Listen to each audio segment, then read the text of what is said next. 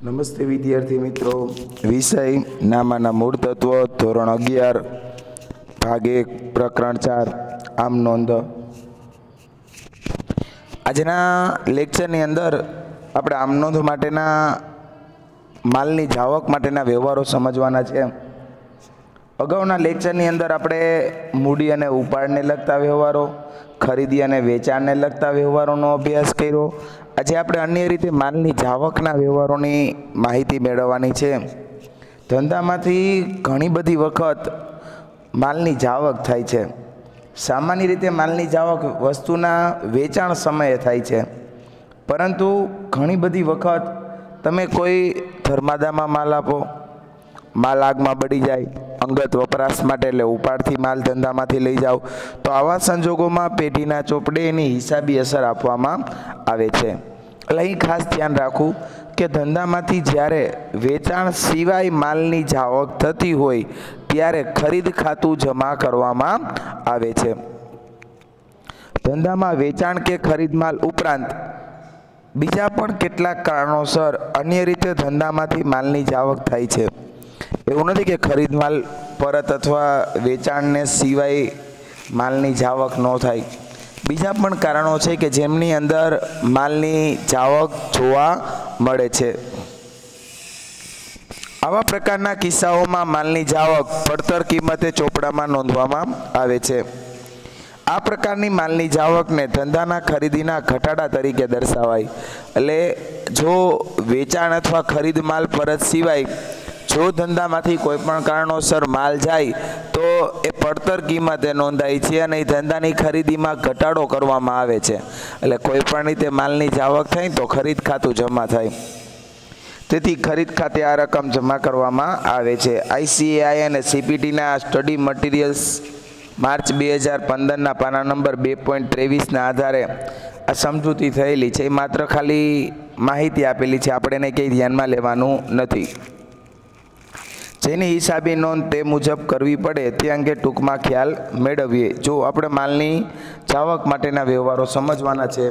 અહીં 5-7 વ્યવહારો આપેલા છે અને સમજાવું છું. જો પહેલું, અંગત વપરાશ માટે લીધેલ માલ. અંગત વપરાશ એટલે ઉપાડ. જ્યારે ધંધાનો માલિક પોતાના અંગત વપરાશ માટે ધંધામાંથી માલ લઈ જાય તો એને ઉપાડ કહેવાય. શું કહેવાય? ઉપાડ. અને ઉપાડને કારણે મૂડીમાં ઘટાડો થાય છે. માલિક અહીંયા અંગત વપરાશ માટે માલ લઈ જાય છે એટલે માલમાં ઘટાડો થાય, એટલે ખરીદ ખાતે જમા કરવામાં આવશે. જ્યારે ધંધાનો માલિક પોતાના અંગત વપરાશ માટે ધંધામાંથી માલ લઈ જાય ત્યારે માલની પડતર કિંમત જેટલી રકમનું નામું લખવું જરૂરી બને છે. અહીં ધંધાનો માલિક અવેજ કે લાભ લેનાર છે, તેથી લેનાર ખાતે ઉધારના નિયમથી ધંધાના માલિકનું ખાતું ઉપાડ એ ઉધાર થશે. જ્યારે ધંધામાંથી માલ જાય છે એટલે એટલી પડતર કિંમતથી ખરીદ ખાતું જમા કરવામાં આવશે. શું કામ આવું કરવામાં આવે છે સમજો. અહીં ધંધાનો માલિક પોતાના અંગત વપરાશ માટે ધંધામાંથી માલ સામાન લઈ જાય છે. હવે માલિક ધંધામાંથી માલ લઈ જાય છે એટલે માલિક માટે એ ઉપાડ ગણાય. શું ગણાય? ઉપાડ. માલિક લાભ લેનાર છે એટલે ઉપાડ ખાતે ઉધાર થાય. માલિક લાભ લેનાર છે એટલે ઉપાડ ખાતે ઉધાર થાય. સામે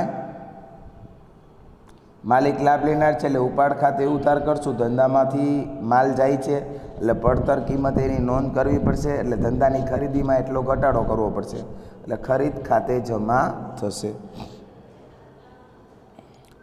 બીજું છે જાહેરાતમાં નમૂના તરીકે વેચેલ માલ. જાહેરાતમાં અથવા નમૂનાથી આપેલ માલ એટલે શું?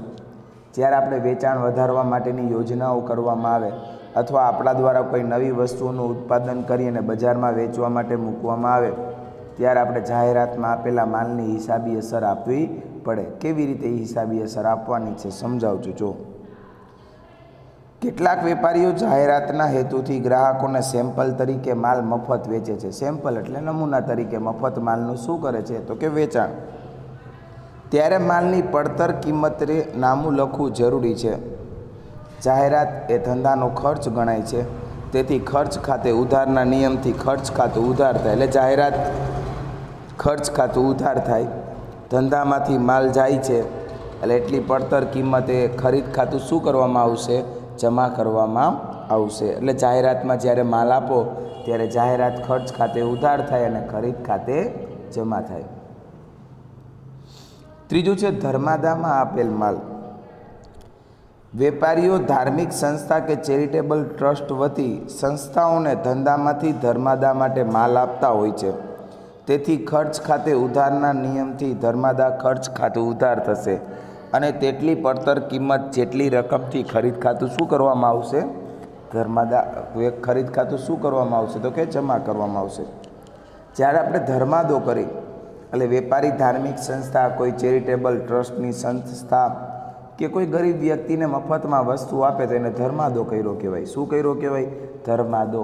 તો આ ધર્માદા ખર્ચ ખાતે ઉધાર થાય અને ખરીદ ખાતે જમા થશે. પછીનો ચોથો વિકલ્પ છે આગથી બળી ગયેલ માલ. હવે અહીં ધંધામાં ઘણી વખત માલ આગમાં બળી જાય તો એના હિસાબી વિકલ્પોની અસર આપવી પડે. ધંધામાંથી માલ જાય છે એટલે ખરીદ ખાતું તો જમા થશે. માલ આગમાં બળી ગયો એટલે આપણને નુકસાન થયું એટલે નુકસાન ખાતે ઉધાર કરવું પડશે. બીજું અહીંયા એ બાબત ખાસ ધ્યાનમાં રાખવાની છે કે જ્યારે આગથી બળી ગયેલ માલ શબ્દ આપે ત્યારે ધંધાની અંદર જો આપણે માલનો વીમો લીધો હોય તો વીમા કંપની ખાતે ઉધાર કરવું પડે. અંશતઃ દાવો મંજૂર થાય તો એવી બાબત પણ આવે. 10,000નો માલ હોય, બળી ગયો હોય, વીમા કંપની 7,000 આપે તો પછી નુકસાન 3,000 જ ધ્યાનમાં લઈને હિસાબી અસર આપવાની રહેશે. જો આકસ્મિક સંજોગોમાં વેપારીની દુકાન કે ગોડાઉનમાં આગ લાગે અને કોઈપણ કારણોસર માલ બળી જાય તો એ ધંધાનું નુકસાન ગણાય છે. તેથી નુકસાન અથવા ખર્ચ ખાતે ઉધારના નિયમથી આગથી થયેલ નુકસાન ખાતું ઉધાર કરવામાં આવે છે. આગના પરિણામે ધંધામાંથી માલ જાય છે, તેથી તેટલી પડતર કિંમત જેટલી રકમથી ખરીદ ખાતું જમા કરવામાં આવે છે. જો શું કીધું બેટા એમ? તો કે ભાઈ માલ આગમાં બળી ગયો, માલ આગમાં બળી ગયો એટલે ધંધામાંથી એટલો માલ જાય છે એટલે આગથી નુકસાન ખાતે ઉધાર કરવું પડે. ધંધામાંથી માલ જાય છે, આગ લાગી એટલે એટલી ખરીદીમાંથી ઘટાડો કરવો પડશે પડતર કિંમતે. બીજું, જો ધંધાના માલનો વીમો ઉતરાવેલો ન હોય તો આગથી થયેલ સંપૂર્ણ નુકસાન ધંધાના માલિકે ભોગવવું પડે. જો માલ આગમાં બળી જાય અને આપણે માલ સામાનનો વીમો ન લીધો હોય અને જો કાંઈ પણ નુકસાન થાય તો એ સમગ્ર નુકસાન ધંધાના માલિકે શું કરવું પડે? ભોગવવું પડે. જો બળી ગયેલ માલનો સંપૂર્ણ વીમો ઉતરાવેલો હોય તો નુકસાનની જવાબદારી વીમા કંપનીની આવે છે. એ કે જો તમે માલનો સંપૂર્ણપણે વીમો ઉતરાવ્યો હોય તો પછી આવા સંજોગોમાં એ જવાબદારી વીમા કંપનીની રહે છે. નુકસાનીની મંજૂર કરેલી દાવાની પતાવટ રકમથી વીમા કંપની આપણા દેવાદાર અથવા લેણું બનશે. તેથી વીમા કંપની ખાતે ઉધારાય અને ખરીદ ખાતે જમા થાય. જો સંપૂર્ણપણે દાવો મંજૂર થાય તો વીમા કંપની ખાતે ઉધાર કરશો અને ખરીદ ખાતે જમા કરશો. જો માલ આગમાં બળી જાય અને વીમો ઉતરાવેલો ન હોય તો ધંધાને એટલું નુકસાન થયું તો આગથી નુકસાન ખાતે ઉધાર કરશો ને ખરીદ ખાતે જમા કરશો. એમાં જો માલનો અંશતઃ વીમો ઉતરાવેલો હોય તો વીમા કંપની વીમા પોલિસીના પ્રમાણમાં અંશતઃ જવાબદારી સ્વીકારે. દાખલા તરીકે 20,000નો માલ હોય, મેં 10,000નો જ વીમો ઉતરાવ્યો હોય અને માલ આગમાં બળી જાય તો વીમા કંપની બધોય દાવો મંજૂર ન કરે. એ 83 કે ભાઈ 20,000એ તમે 10,000નો વીમો ઉતરાવ્યો હતો તો જેટલાનો માલ બળી ગયો એ પ્રમાણે અમે તમને રકમની ચૂકવણી કરશું. એટલે જો માલનો અંશતઃ વીમો ઉતરાવેલો હોય તો વીમા કંપની પ્રમાણમાં અંશતઃ જવાબદારી સ્વીકારે છે. તો આવા સંજોગોમાં બાકીના નુકસાનની રકમ એ ધંધાનું નુકસાન ગણી આગથી થયેલા નુકસાન ખાતે ઉધારાય અને ખરીદ ખાતે પડતર કિંમતથી જમા કરવામાં આવે છે. આ જ રીતે અકસ્માતથી નાશ પામેલો માલ, વરસાદથી પલળી ગયેલ માલ, સ્ટીમર ડૂબી જવાથી ગયેલ માલ વગેરે નાશ પામેલો માલ ગણાય, જે પડતર કિંમતે ખરીદ ખાતે જમા કરવામાં આવે છે. પછીનું છે નમૂના તરીકે મફત મળેલો માલ હોય. ઉત્પાદક કે જથ્થાબંધ વેપારી પોતાના માલની જાહેરાત માટે છૂટક વેપારીને ક્યારેક નમૂના તરીકે મફત માલ આપે છે। જે માલ વેપારી ગ્રાહકોને મફત વેચી દેવાનો છે, અહીં માલના બદલામાં કોઈ નાણાકીય લેવડ દેવડ કરવામાં આવતી નથી, તેથી એને બિન આર્થિક વ્યવહાર ગણાય। તેની હિસાબી ચોપડે નોંધ કરવામાં આવતી નથી। પરંતુ આ જ નમૂના તરીકે મફત મળેલો માલ વેચીને નાણાં મેળવવામાં આવે અને ત્યારે જે રોકડ રકમ મળે છે તે રકમથી રોકડ ખાતું ઉધાર થાય અને ધંધામાંથી માલ જાય છે, તેથી વેચાણ ખાતું જમા કરવામાં આવે છે। ધંધામાંથી ચોરાઈ ગયેલ માલ: જ્યારે વેપારીની દુકાન કે ગોડાઉનમાં માલની ચોરી થાય છે ત્યારે ધંધાના માલનું પડતર કિંમત જેટલું નુકસાન થાય છે। તેથી ખર્ચ કે નુકસાન ખાતે ઉધારના નિયમથી ચોરીથી થયેલ નુકસાન ખાતું ઉધાર થાય છે અને ધંધામાંથી માલ જાય છે, તેથી તેટલા અંશે ખરીદ ખાતું જમા કરવામાં આવે છે। માલની લેવડ દેવડથી અસ્તિત્વમાં આવતા માલના ખાતા અંગેની હિસાબી નોંધ કે ભાઈ ઘણી વખત ધંધામાં માલ ચોરાઈ જાય તો આપણને એટલું નુકસાન થાય, એટલે ચોરીથી નુકસાન ખાતે ઉધાર કરવું પડે અને તે ખરીદ ખાતે જમા કરવું પડે। હવે આપણે જે બાબતો જોઈ ગયા એની એક થોડીક ઉપરછલ્લી સમજૂતી મેળવી લઈએ। જો સમજાવું છું, ધ્યાન આપો।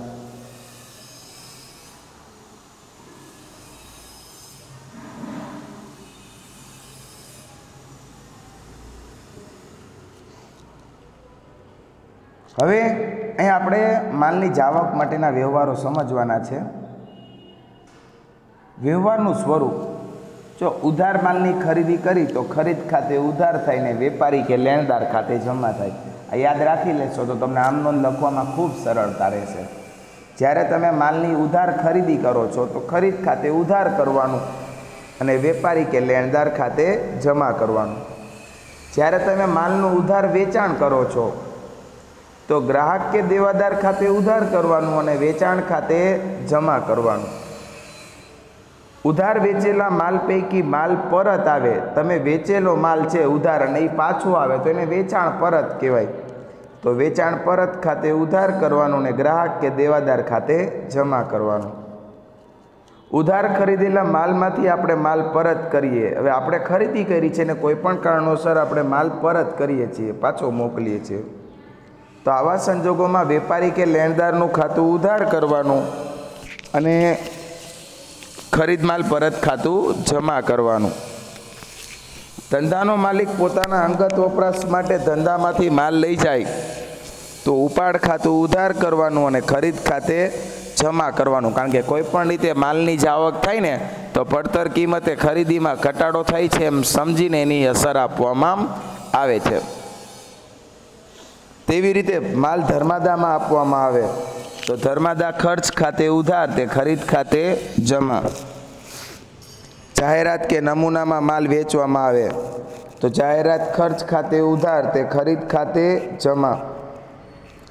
માલ આગમાં બળી જાય તો આગથી થયેલ નુકસાન ખાતે ઉધાર, તે ખરીદ ખાતે જમા।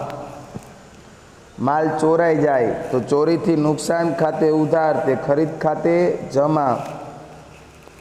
ધંધામાં મફત નમૂના તરીકે મળેલ માલ વેચી ત્યારે, હવે સમજો, તમને મફત માલ મળ્યો હોય ને તમે એનું માલ કોકને રોકડેથી વેચી દો તો તમારી પાસે તો રોકડ આવે એટલે રોકડ ખાતે ઉધાર થાય ને વેચાણ ખાતે જમા થાય।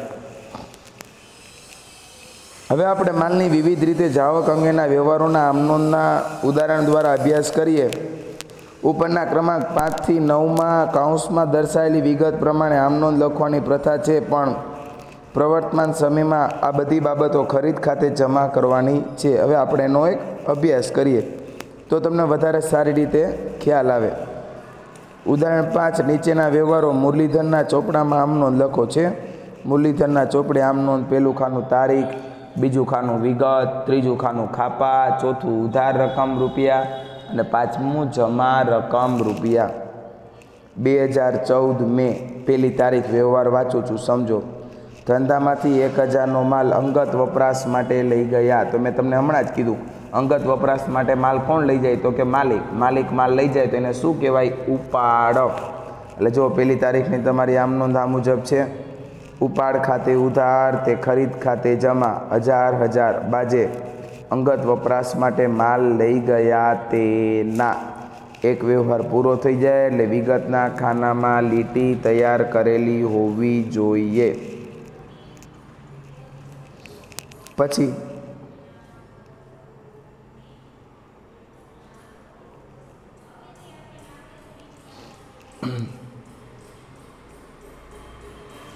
પછીનો વ્યવહાર ₹700નો માલ આગથી બળી ગયો જેની વીમો ઉતરાવેલો ન હતો. હવે ત્રીજી તારીખમાં કીધું ₹700નો માલ આગમાં બળી ગયો, વીમો ઉતરાવેલો નથી, તો આપણને એટલું શું થયું? નુકસાન થયું. આગથી નુકસાન ખાતે ઉધારનો 700 તે ખરીદ ખાતે જમા 700 બાજે માલ આગમાં બળી ગયો તેના વ્યવહાર પૂરો થઈ જાય એટલે એક લીટી તૈયાર કરવી. 5મી તારીખ ધંધામાંથી ₹500નો માલ ચોરાઈ ગયો. ધંધામાંથી ₹500નો માલ ચોરાઈ ગયો એટલે તમને ચોરીથી શું થયું? નુકસાન.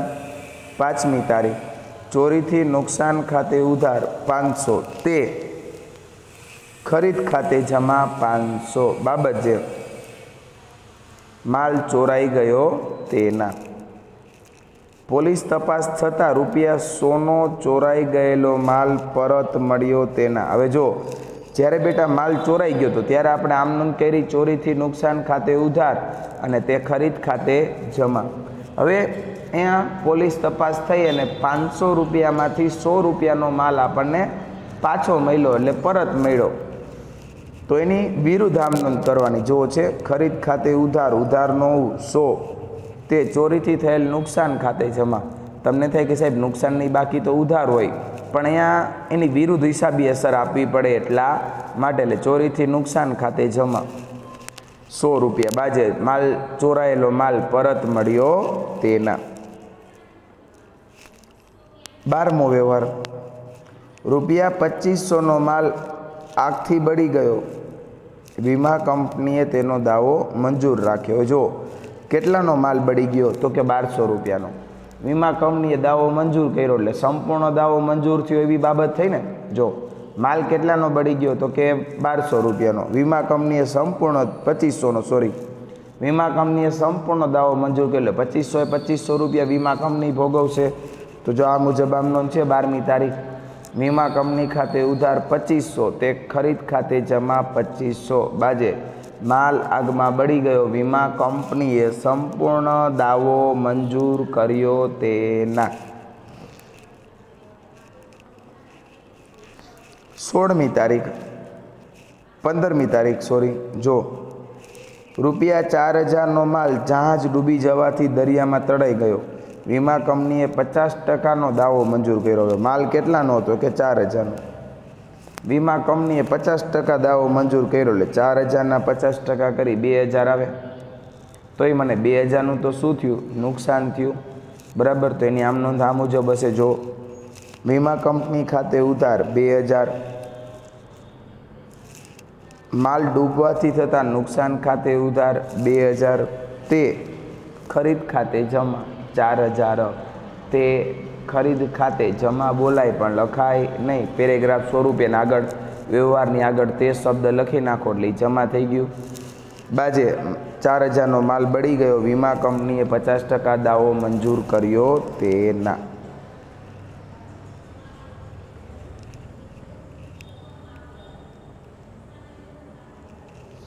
પછીનો વ્યવહાર ₹500નો માલ ધર્માદા તરીકે વેચો. જો ₹500નો માલ આપણે કેવી રીતે વેચો? તો કે ધર્માદા તરીકે.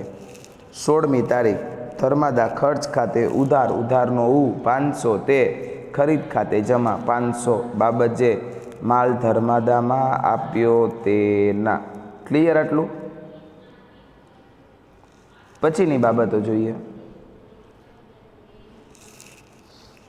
20મી તારીખ ₹200નો માલ જાહેરાતના ઉદ્દેશથી ગ્રાહકોને નમૂના તરીકે મફત વેચો.